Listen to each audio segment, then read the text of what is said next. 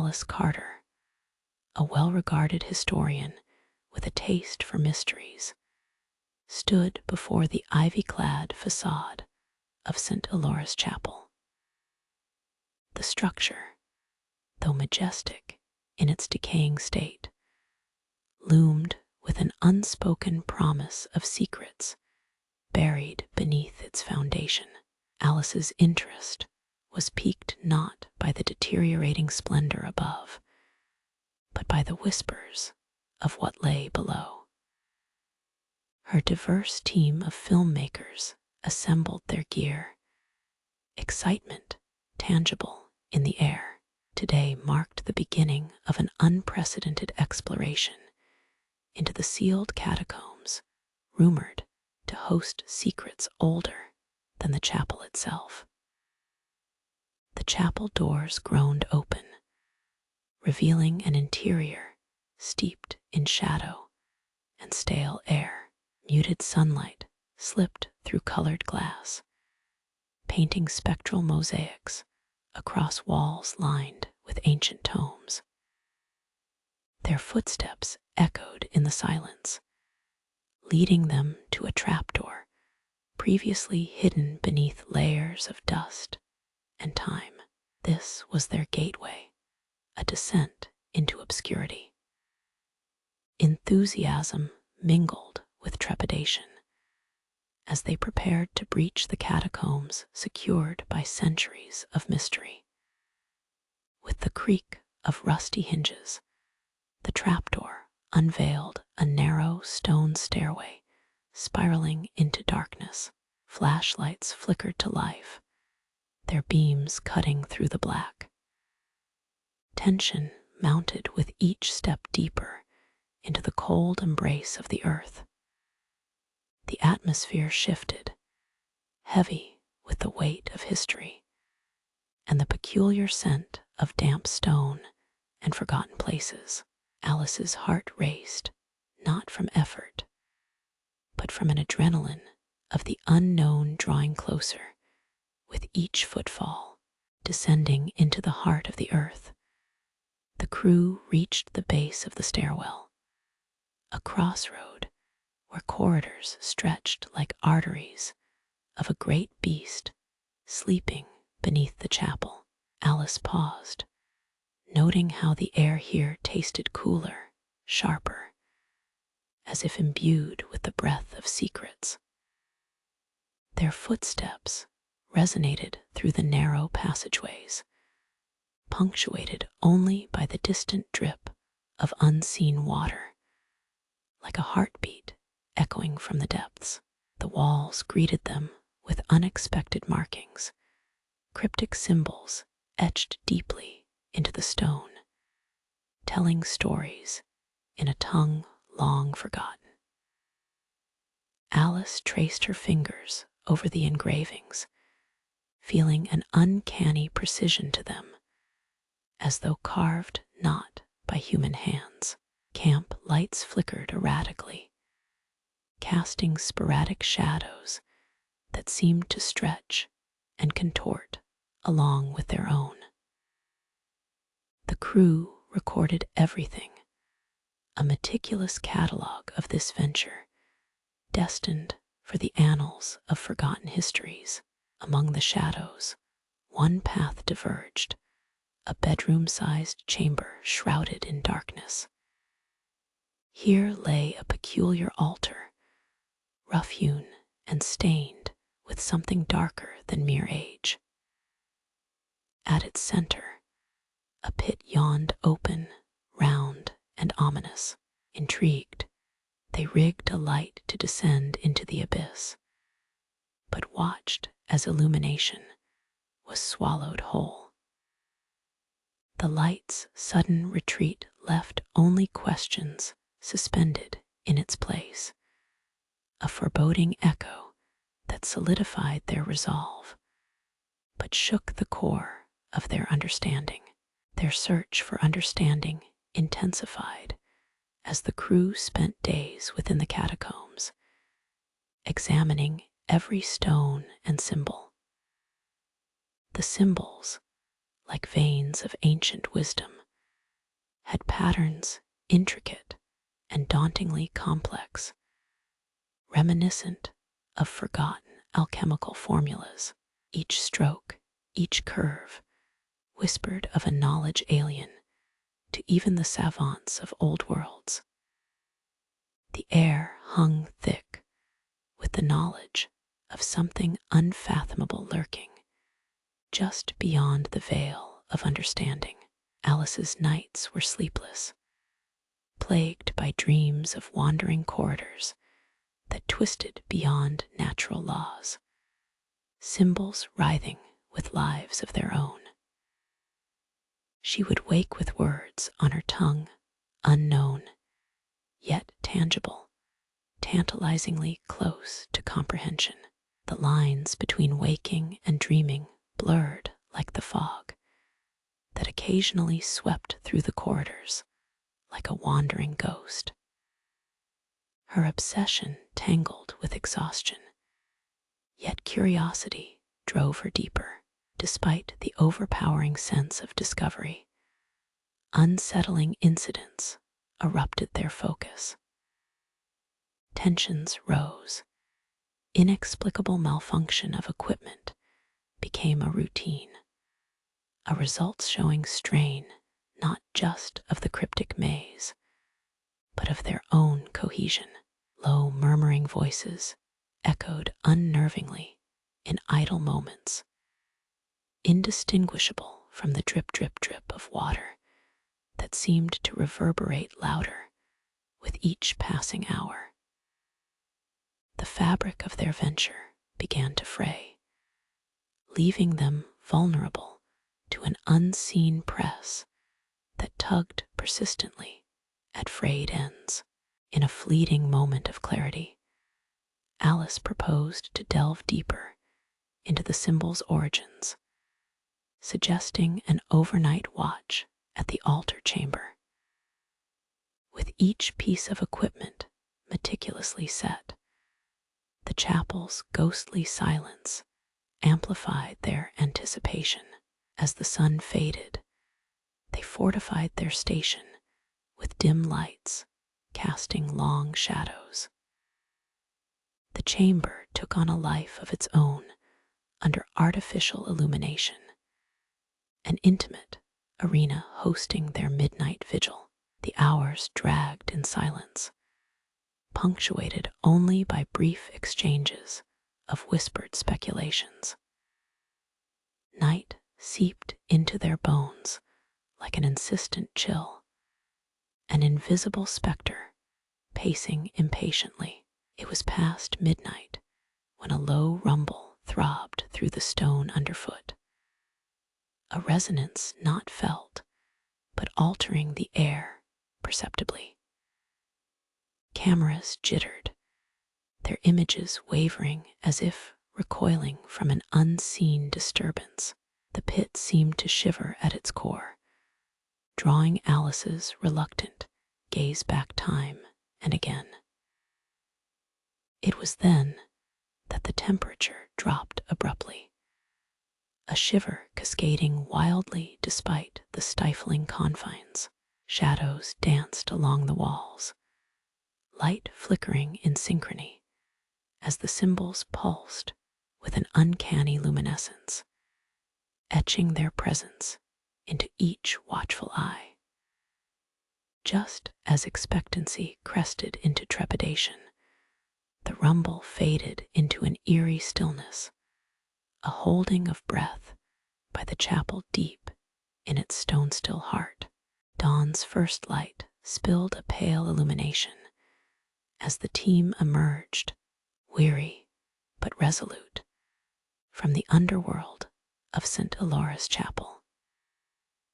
Each step away from the altar chamber was imbued with relief, yet shadowed by an unshakable disquiet. They had not found the source of the midnight tremors, nor deciphered the symbol's full intent. In the light of day, the chapel's ages-old tranquility felt like a betrayal, a thin veneer overlaid on hidden tumult. Alice reviewed footage with hawk-like precision, noticing oddities that went beyond technical disruptions.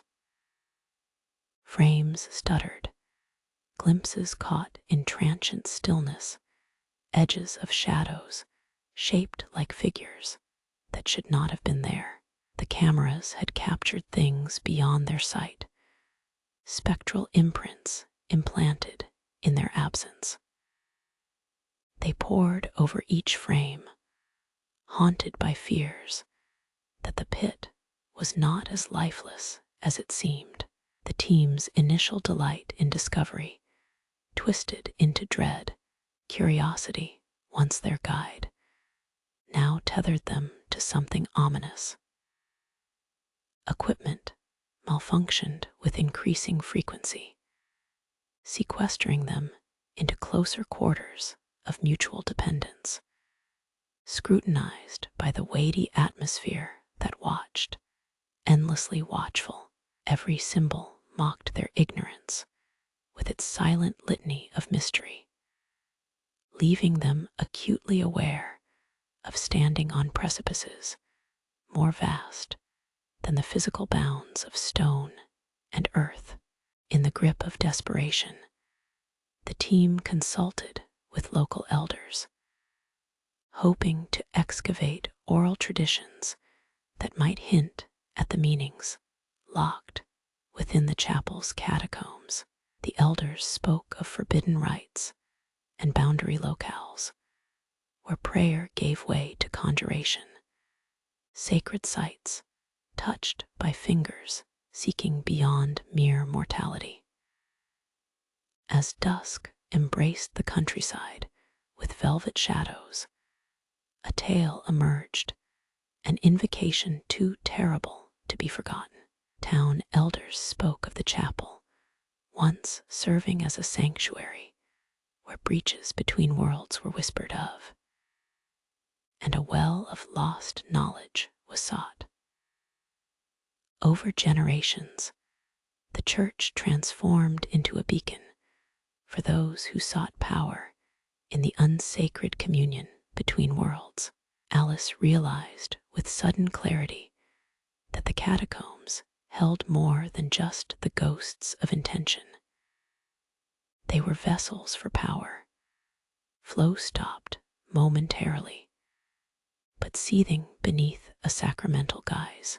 Each pathway she had traced was a branch of a vast, and hidden tree roots scrabbling toward sustenance not of this plane. Even the locals' guarded reverence for the ancient chapel now rang with an imminent warning. Alice, now steeped in the layering truths of lore and her own experience, decided another expedition into the depths was necessary. A small group of the original crew followed her, driven by both an unyielding desire to understand and a deepening bond forged by shared fear. Their return to the catacombs carried with it a solemn resolve. They equipped themselves with items now laden in symbolic defense, charms and sacred relics, tokens of hope against unseen threats. The familiar darkness welcomed them back with cool indifference. Each symbol along the walls seemed to vibrate with latent power, their meanings dancing just beyond recognition. The team followed a single corridor that, in hurried dreams, Alice felt called to, its direction as yet uncharted by any map. This time, each step was a promise toward revelation, the pit's ominous depths lingering like a coiled question. The cold had grown physical, a chill that clawed at skin and whispered into bones. At the corridor's end, a smaller chamber waited, its presence hidden by shadow, but felt in bone. Every breath felt heavy with expectancy, the air tinged with anticipation of being watched, not merely from afar, but hungrily from every angle imaginable. Within this secluded, hidden chamber, they found a sarcophagus, its stonework worn, but its details refined to intricacy beyond expectation. Symbols curled around its surface like protective wards, their purpose conjectural yet overt. They felt rather than saw the chamber pulse a container, a keeper a prison perhaps, for secrets too dire to surface. The air grew electric, sharp, with an awareness not theirs. Each breath threatened to sever the last threads of rationality, tying them to the known world. Alice, drawn forward, lay her hand upon the sarcophagus lid, curious if by touch she might glean what sight could not. The lid was colder than stone should be, thrumming gently with an inner resonance of dreams and warnings kept intact. A vibration coursed through the chamber, not earthbound, but originating from this sepulchre itself. The camera light dimmed, shadows huddling close, silence replaced by a low murmur, a whispering chorus of voices on the brink of tangibility. With sudden, instinctual motion, Alice pulled back, diving toward the exit as if the unknown had snapped awake. Above ground, day greeted the team with unfeigned brightness, a stark contrast to the cloying shadows of the catacombs. Alice's skin bore the imprint of cold stone and ancient wisdom, knowledge probing at the edges of consciousness, both forbidding and inviting. The sarcophagus represented a revelation of sorts she could not yet decipher fully, a memory carved in stone, begging for an audience. Their descent into hidden depths had now cemented them into an inescapable cycle of discovery and returns, disturbed by sights half glimpsed, sounds half heard. Nightfall brought with it a dousing of hope with doubt. But with each return above, the chapel's presence sought to mollify a deceit Alice knew, meant to lull forgetfulness over vigilance. Determined to shed light on the sarcophagus and its origins, their investigation broadened. Experts in archaeology and linguistics were consulted, yet none could translate completely the language of the symbols. The chapel whispered of things once known, but now lost to time, and the team felt increasingly isolated in their understanding. A pocket of insight trapped in an ocean of ignorance. In a climactic attempt to understand the implications of their findings, Alice and her team prepared to return one final time to the chapel's subterranean world, this time with more sophisticated equipment designed to pick up on disturbances beyond human perception, taking with them a resolve driven by both fear and fascination. They descended once more with an anxiety laced with anticipation.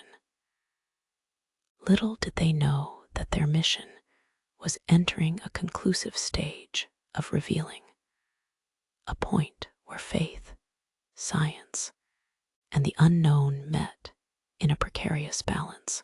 The lantern's glow danced along the walls, echoing with familiar images that seemed to watch with understanding. The sarcophagus awaited, silent but resonant, an unyielding riddle demanding resolution beyond material means, positioned closely around the sarcophagus, each member silently attuned to a deeper consciousness. These watchers from beyond offered glimpses into outer realms. As machines hummed to capture more than human eyes could see, an ethereal luminescence erupted, casting the chamber in glistening veils, an ethereal tableau disclosing more than any book held until now. This unveiling came costed with nearly unbearable implications, for in that moment the void stared back in a meeting long overdue.